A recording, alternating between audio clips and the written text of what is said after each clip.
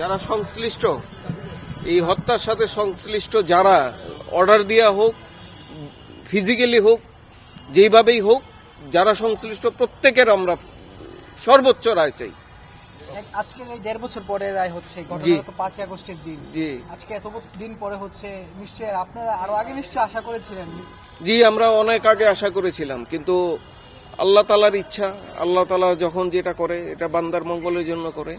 এবং আমরা চাই যেই উদ্দেশ্য নিয়ে এই ছেলেগুলি শহীদ হয়েছে, সেই উদ্দেশ্য যাতে সাধিত হয়। আমরা একটা সুন্দর একটা বাংলাদেশ চাই, আমাদের রক্তটা যাতে বৃথা না যায়।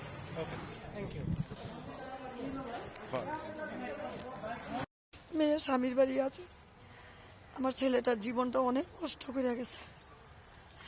কিভাবে যে ওনার দমটা বাইরে কোনো চেঞ্জ ছিল না। যখন মিটপুর হাসপাতালতে লাশ আনলো দিনে 2টা বাজে, তখন তো আমি কোনো আমার মাথা হুঁশজ্ঞান ছিল।